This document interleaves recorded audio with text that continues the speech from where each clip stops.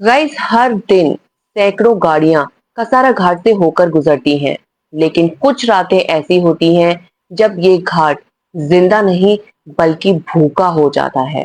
Guys, अगर आप रात के अंधेरे में कभी कसारा घाट से होकर गुजरे हैं, तो शायद आपने भी कभी महसूस किया होगा कि ये जो सन्नाटा है कसारा घाट पर, उसमें कुछ अनकही आवाजें दबी हुई हैं।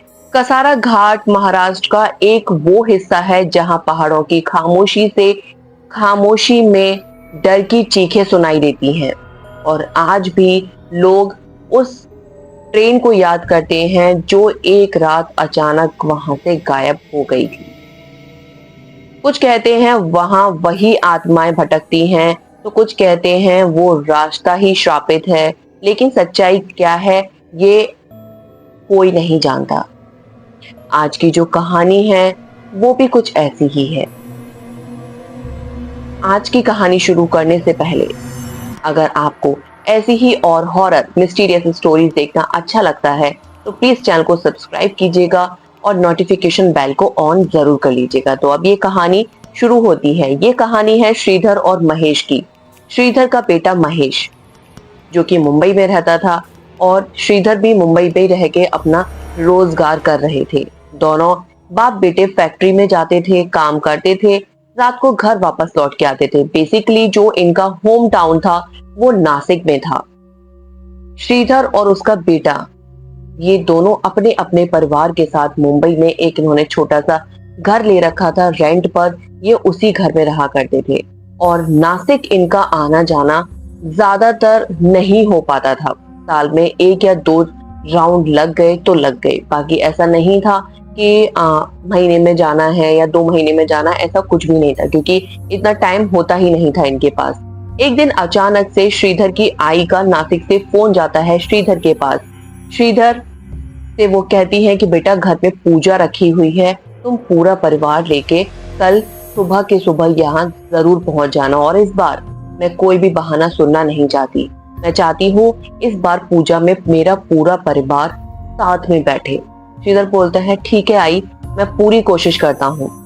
श्रीधर अपने बेटे महेश के ऑफिस से लौटने का इंतजार करने लगे। जैसे ही उनका बेटा महेश ऑफिस से आता है, श्रीधर उससे बोलते हैं, बेटा महेश, कल हमें नासिक जाना है, कल सुबह हमें नासिक पहुंचना है। तुम्हारी अम्मा ने तुम्हारे लिए पूजा रखी है और उन्होंने बहुत जोर देकर कहा है कि इस बार पूरा परिवार साथ में आना बहुत जरूरी है।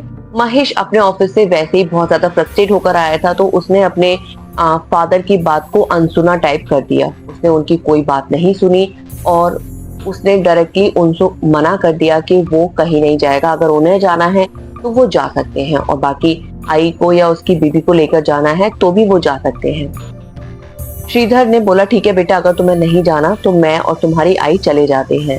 उसकी आई ने जब ये बात सुनी तो उनको बहुत गुस्सा आया कि महेश ने अपने बाबा को मना क्यों किया, क्योंकि उसके बाबा कभी उसे कहीं भी जाने आने के लिए कभी फोर्स नहीं करते थे। महेश की आई उसके पास जाती है, उसको समझाती है, उसको डांटती है, उसको बोलती है कि तुम्हारे बाबा तुमसे कभी नहीं कहते कि तुम उन्हें कभी यहीं लेके चलो या वहां लेके चलो। अब तुम खुद सोचो, उन्हें सुबह जल्दी पहुंचना है, वो कितना भी कोशिश करेंगे तब भी वो सुबह जल्दी नहीं पहुंच पाएंगे, और इतनी रात में अकेले वो कैसे जाएंगे? तुम्हें खुद भी तो सोचना चाहिए। महेश को थोड़ा अजीब लगता है, बट वो फिर तैयार हो जाता है। वो कहता है, ठीक है बाबा, आप तैयार हो जाइए, हम लोग अभी रात को निकलेंगे ताकि हम सुबह जल्दी तड़के घर पर पहुंच सके। वो अपनी आई से और अपनी वाइफ से पूछता है कि वो चलना चाहेंगे, तो उसकी आई और उसकी वाइफ दोनों मना कर देते हैं कि हम लोग इतनी रात में नहीं जाएंगे। अगर सुबह चलना होता तो हम लोग चले चलते, लेकिन सुबह जल्दी पूजा थी और अगर वो सुबह निकलते तो टाइम से घर नहीं पहुंच पाते। तो महेश और श्रीधर अपनी कार उठाते हैं और निकल जाते हैं नासिक के लिए। श्रीधर काफी अच्छे मूड में थे क्योंकि वो काफी लंबे टाइम के बाद अपने घर जा रहे थे, और वहीं महेश बहुत ज्यादा अपसेट था। उसका मन नहीं था, अपना मन मारकर वो जा रहा था, लेकिन उसके पास कोई चारा भी नहीं था, उसको जाना ही था। ऐसे ही उनका रास्ता कटता जा रहा था। श्रीधर म्यूजिक सुनते हुए जा रहे थे और अपनी इधर उधर की बातें महेश के साथ वो कर रहे थे। रात का अंधेरा काफी ज्यादा गहरा होता जा रहा था, और जैसे ही वो कसारा घाट के नजदीक पहुंचते हैं तभी श्रीधर की आंख लग जाती है, उसको नींद आ जाती है और वो सो जाते हैं। महेश कार चला रहा था और उसको ये कंफर्म था कि अब जो आगे रास्ता पड़ेगा वो एकदम सुनसान होगा। कसारा घाट जो कि 18 से 20 किलोमीटर में फैला हुआ है, काफी लंबा रास्ता है 18 से 20 किलोमीटर का। वो जानता था कि यहाँ ज्यादा भीड़ भाड़ या मतलब ऐसा इलाका नहीं है कि बहुत ज्यादा कार वगैरह चलती है। तो उसने सोचा क्यों ना अब मैं अपनी जो कार की स्पीड है उसको तेज कर लेता हूँ ताकि जल्दी से ये रास्ता कवर हो जाए। वो अपनी कार की जैसे स्पीड बढ़ाता है, जैसे ही बीच कसारा घाट पर पहुंचता है, सामने से उसके एक लेडी आती है और उसकी कार से टकरा जाती है। जैसे ही वो कार से टकराती है, टकराती हुई वो पीछे जाकर गिरती है। उसको ये कंफर्म था कि उसकी कार से एक लेडी टकराई है। जैसे ही उसने कार रोकी, ब्रेक लगाए, तभी श्रीधर की आंख खुल जाती है। श्रीधर उससे पूछते हैं क्या हुआ बेटा, कार क्यों रोक दी तुमने? उसने बोला बाबा अभी कार से एक लेडी जो है वो टकराई है और वो उसका एक्सीडेंट हो गया है, वो पीछे गिरी हुई है। श्रीधर ने उस रास्ते के बारे में बहुत कुछ सुन रखा था। श्रीधर ने अपने बेटे को बोला नहीं बेटा बाहर मत जाओ, यहाँ पर ऐसा होना मुमकिन है, मतलब यहाँ पर ऐसी चीजें होती रहती हैं। जितना तुम्हें हम यहाँ जिंदा नजर आ रहे हैं उतने ही यहाँ जो लोग हैं वो मरे हुए हैं, उनकी आत्माएं हैं जो कि यहाँ कसारा घाट पर घूमती रहती हैं और ये उनके लिए नॉर्मल है। यहाँ एक लेडी है जो इसी तरीके से गाड़ियों से लिफ्ट मांगती है और जैसे ही कोई कार रुकती है वो उन पर अटैक करती है और वो इंसान कभी वापस नहीं लौटता। और तुम्हारे साथ भी यही चीज हो रही है, वो तुम्हारी कार से टकराई है ताकि तुम कार से बाहर निकलो और वो तुम पर अटैक कर सके। महेश को थोड़ा सा अजीब लग रही थी उसकी बात, अपने पिता की बातें। उसने बोला कि बाबा आप कैसी बात कर रहे हो, मैंने अपनी आंखों से देखा है वो लेडी मेरी कार से टकराई है और वो पीछे गिरी है जाकर, और आप कह रहे हो मैं उसकी हेल्प करने ना जाऊं, ऐसा कैसे हो सकता है? उसके लिए काफी अजीब था। लेकिन तभी उसने देखा कि किसी के करहाने की आवाज आ रही थी, किसी के जैसे होता है ना, किसी के चोट लगती है, किसी के दर्द होता है तो वो इंसान करहाता है, उस तरीके से उसे आवाज आ रही थी। अब तो महेश बिल्कुल श्योर हो गया था और उसे कंफर्म था कि वाकई एक्सीडेंट हुआ है। जो आवाज महेश को आ रही थी वो आवाज श्रीधर को नहीं आ रही थी। महेश ने बोला बाबा आप सुन रहे हो, आवाज आ रही है उसके करहाने की। श्रीधर बोलता बेटा मुझे कोई आवाज नहीं आ रही और तू, मैं तेरे से बोल रहा हूँ तू बाहर मत निकल। महेश अपनी बाबा की बात नहीं सुनता और वो कार खोलकर बाहर निकल जाता है।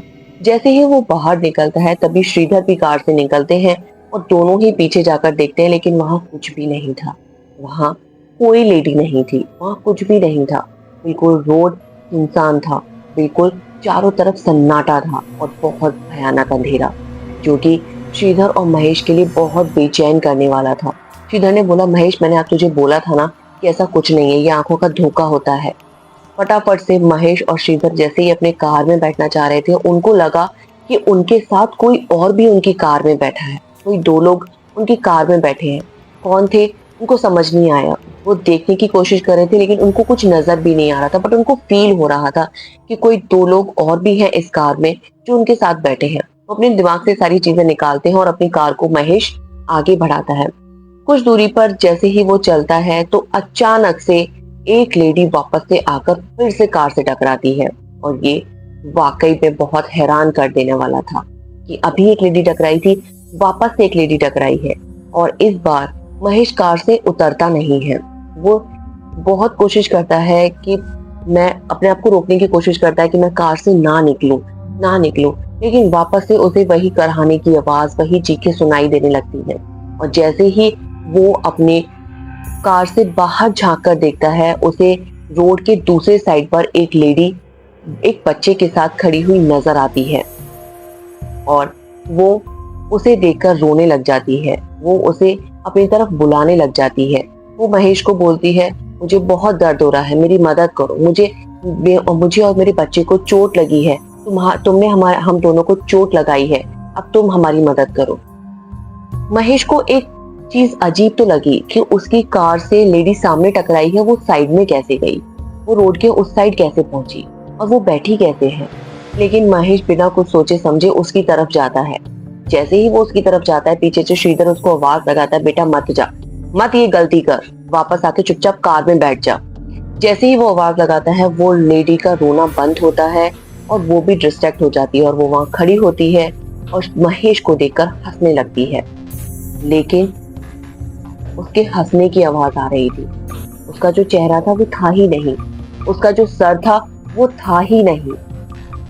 मतलब सिर्फ उस औरत का एक धड़ था, उसके बाल नजर आ रहे थे लेकिन उसका सर नहीं था।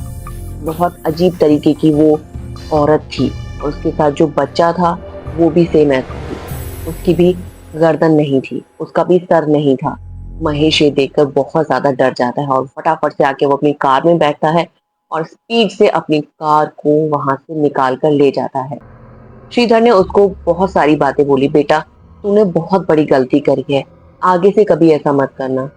कोई अगर ठुक रहा है ठुक जाना, लेकिन कसारा घाट पे अगर तू है और यहाँ अगर तूने किसी को ठोका है तो कभी कार से वापस बाहर मत निकलना, क्योंकि यहाँ अगर तू कार से वापस बाहर निकलेगा तो वो तुझे अपने साथ ले जाएगी और तुझे खाई में जाकर फेंक देगी। ये सुनकर महेश वाकई अब डर चुका था, क्योंकि उसके साथ दो अजीब सी चीजें हो चुकी थी और जो कि उसने कभी जिंदगी में पहले कभी महसूस ही नहीं करी थी। अब उनको ये तो कंफर्म था कि कसारा घाट खत्म होने वाला है और वो अपनी कार फटाफट से स्पीड से वहां से निकालते हैं और कसारा घाट क्रॉस करते ही 2 से 3 किलोमीटर आगे उनको एक होटल मिलता है। वहां काफी सारे लोग उनको नजर आते हैं, काफी सारे लोग थे, वो अपनी कार को वहां रोकते हैं और वो काफी ज्यादा डरे हुए थे। वहाँ एक जो मैनेजर था वो निकल कर आता है, वो पूछता है, सर आप इतने ज़्यादा परेशान क्यों हैं? तो महेश उसको बताता है कि यार हमारे साथ ऐसी-ऐसी चीज़ें हुई। तो वो जो मैनेजर था वो उसको बोलता है कि सर आप बहुत लकी इंसान हैं कि आप वहाँ से बचकर निकल पाए हैं। अगर वहाँ कोई इंसान कार से बाहर निकलता है, किसी लेडी के कहने पर, तो वो कभी वापस नहीं लौटता। आप बहुत लकी हैं कि आप वहाँ सही सलामत वापस लौट आए हैं। ये सुनकर महेश और भी ज्यादा परेशान हो जाता है। वो जो वेटर थे वहां पर, उन मैनेजर था, वेटर को बुलाता है और उनको बोलता है सर को चाय पानी वगैरह कुछ पूछो। तो वो उनके लिए पानी लेकर आता है और वो लोग पानी पी रहे होते हैं, तभी वेटर था वो पानी का ग्लास और एक चाय का कप लेके वो कार की तरफ जाता है। उसने ट्रे में अपने 2 पानी के ग्लास रखे थे और 2 कप रखे हुए थे चाय के। वो उनकी महेश की कार की तरफ जाता है तो महेश उनको आवाज देता है कि हाँ भाई कहाँ जा रहे हो कार की साइड। वेटर बोलता है कि सर वो कार में जो 2 लेडीज बैठी हुई हैं उनको चाय नहीं देनी क्या, उनको पानी नहीं देना क्या? ये सुनते ही महेश और श्रीधर की हालत बहुत ज्यादा खराब हो जाती है। वो इतना ज्यादा परेशान हो जाते हैं कि हम दोनों ही आए थे। दोनों कौन आए? वो भी लेडीज।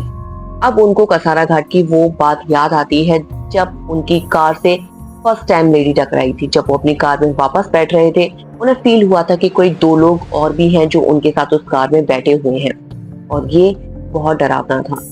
श्रीधर और महेश वहीं सारा कुछ छोड़ के, अपनी कार वगैरह छोड़ के वहां से निकल जाते हैं। ये थी आज की कहानी। उम्मीद है आपको अच्छी लगी होगी। पसंद आई हो तो प्लीज चैनल को सब्सक्राइब कीजिएगा, वीडियो को लाइक कीजिएगा। मिलते हैं हम आपसे एक और नई स्टोरी के साथ। तब तक के लिए नमस्कार।